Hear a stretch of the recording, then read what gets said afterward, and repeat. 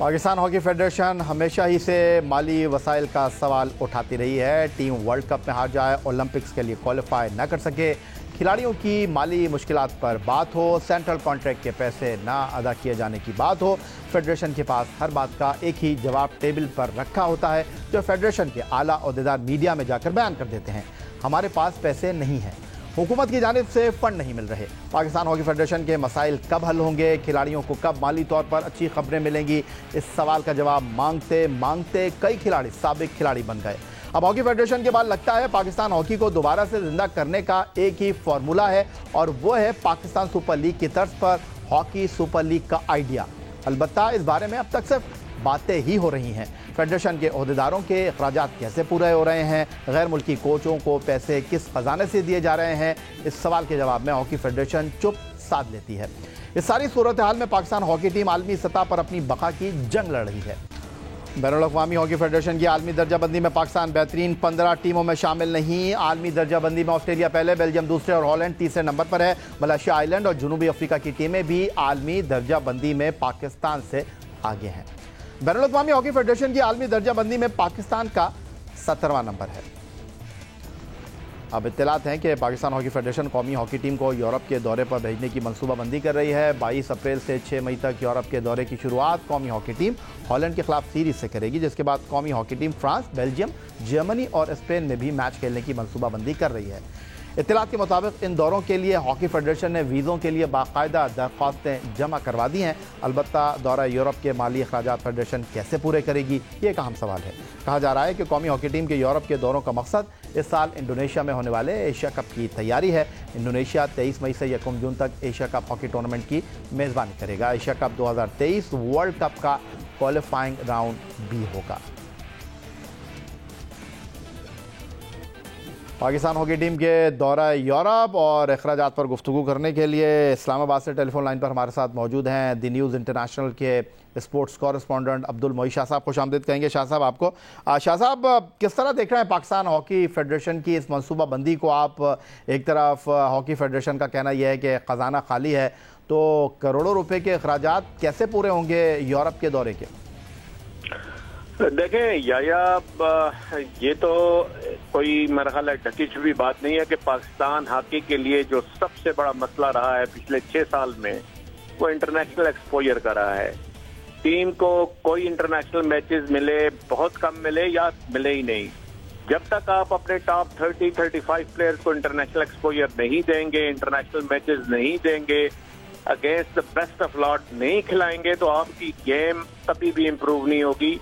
आपके प्लेयर्स में confidence level high नहीं होगा और आपका प्लेयर बनेगा नहीं उस तरीके से जिस तरीके से आपको इंटरनेशनल मैचेस खेलने होते हैं।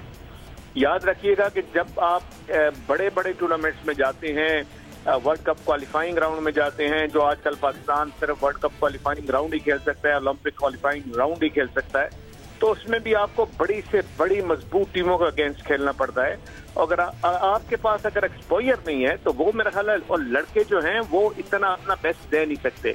यही बात हमने हालिया चैंपियंस ट्रॉफी में देखी, जो बांग्लादेश हुआ कि पाकिस्तान के लड़कों के पास गेम की कमी नहीं थी, स्टिक वर्क था, सब कुछ था, लेकिन वो जब क्रंच टाइम आता था तो वो बैकफुट पे चले जाते थे और वो अपनी जो बेस्ट परफॉर्मेंस है with in the striking circle वो नहीं दे सक रहे थे। इसलिए मेरा ख्याल है जरूरत थी इस बात की कि आप अपनी टीम को इंटरनेशनल एक्सपोजर दें, और ये इसलिए भी ज्यादा जरूरी हो गया था कि आपको अगले महीने से एशिया कप खेलने हैं। और आपको जिस तरह पता है या कि एशिया कप में जो सेमीफाइनलिस्ट हैं वो क्वालिफाई कर जाएंगी वर्ल्ड कप के लिए, जो अगले साल इंडिया में होना है। अगर पाकिस्तान को सेमीफाइनल में पहुंचना है, अगर पाकिस्तान को जापान या इंडिया को हराना है, क्योंकि जापान और इंडिया पाकिस्तान के ग्रुप में होंगे, ये दोनों मजबूत टीमें हैं, इनमें से एक को तो लाजमी आपने हराना है अगर आपने क्वालिफाई करना है सेमीफाइनल के लिए। बिल्कुल बजा फरमाया मोई शाह साहब आपने, लेकिन जो मेरा सवाल है वो यही है कि पाकिस्तान हॉकी फेडरेशन एक तरफ बात कर रही है कि हुकूमत से उसको ग्रांट नहीं मिल रही, पाकिस्तान हॉकी फेडरेशन बात कर रही है कि जनाब खर्चे पूरे नहीं हो रहे, सेंट्रल कॉन्ट्रैक्ट के मामलात खटाई में पड़ते हुए दिखाई दे रहे हैं, तो ये यूरोप के दौरे पर जो करोड़ों रुपए के अखराजात आएंगे वो कैसे पूरे होंगे?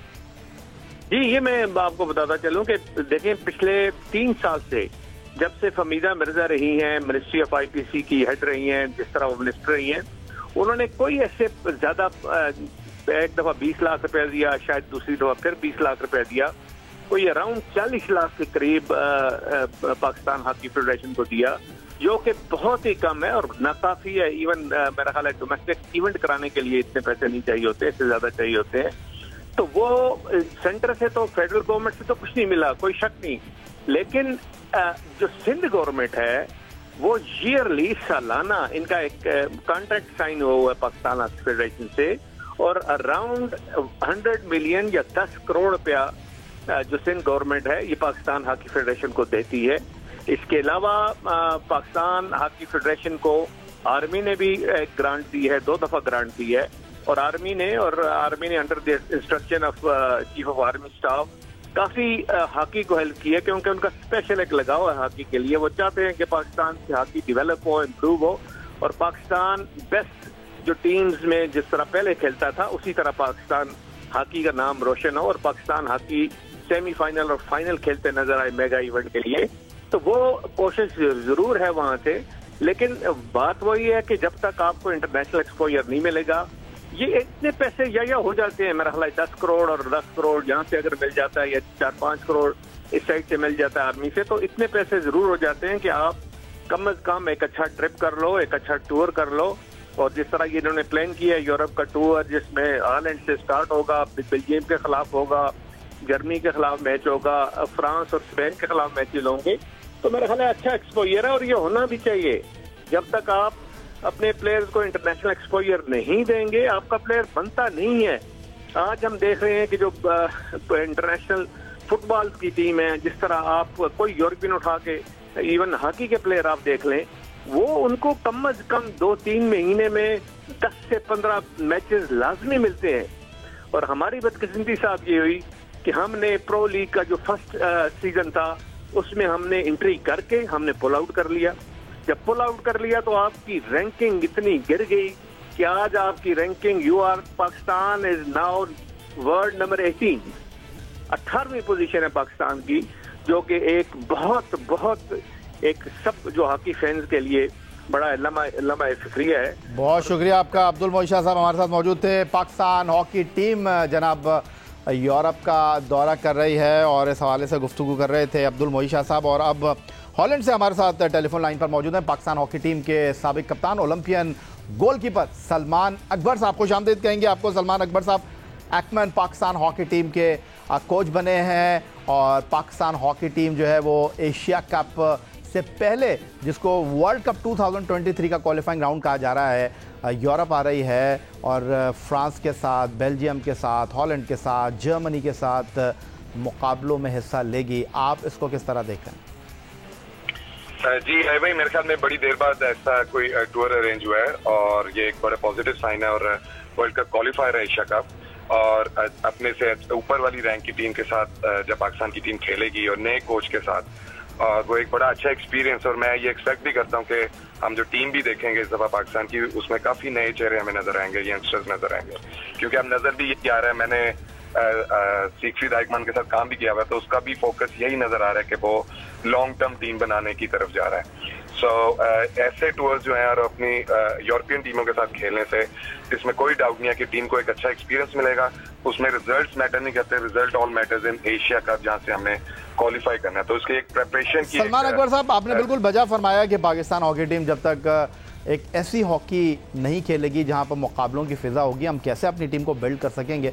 लेकिन फिर घूम फिर कर वही सवाल आ जाता है, कई बार आपसे इस तरह का सवाल हुआ है। अच्छी चीज़ हो रही है, उसको अप्रिशिएट करना चाहिए, लेकिन जो हकीकत है उससे मुंह नहीं मोड़ना चाहिए। हमारे अपने हॉकी टीम के साबिक कप्तान ओलंपियंस का शिकवा ये रहा है कि जब उनको हॉकी फेडरेशन बागडोर देती है, ना उनके साथ कोई अच्छा कॉन्ट्रैक्ट किया जाता है, ना उनकी बात मानी जाती है, ना टीम को गैर मुल्की दौरों पर भेजा जाता है। लेकिन जब कोई गैर मुल्की कोच आता है तो हर चीज़ जो है वो लाइन हाजिर हो जाती है। तो आप इसको किस तरह देखें? यही भाई, ये मेरे ख्याल में इसमें हम इसको इस तरह देख सकते हैं कि जो कोच, अगर फॉरेनर कोच आता है तो वो आपके साथ जब कॉन्ट्रैक्ट करता है तो वो कुछ टर्म एंड कंडीशंस लेके आता है और वो उस पर स्टिक रहता है, और उसके पास ये विंडो ओपन होती है कि अगर उसकी ये जो भी चीजें होंगी वो नहीं पूरी होंगी तो वो कभी भी जा सकता है। और ऐसे हमने माजी में भी देखा है कि बड़े बड़े कोचेज ऐसे पाकिस्तान टीम को छोड़ के गए हैं। तो इसमें हम ये भी देख सकते हैं कि जिस तरह अगर लोकल कोचेज हैं उनको भी अगर उनको लगता है कि वो इतने प्रोफेशनल हैं और उनकी इतनी कैपेसिटी है कि वो पाकिस्तान टीम को बैक ऑन ट्रैक ला सकते हैं, तो उनको भी अपने उन टर्म एंड कंडीशंस पे स्टिक रहना चाहिए हायर होने से पहले।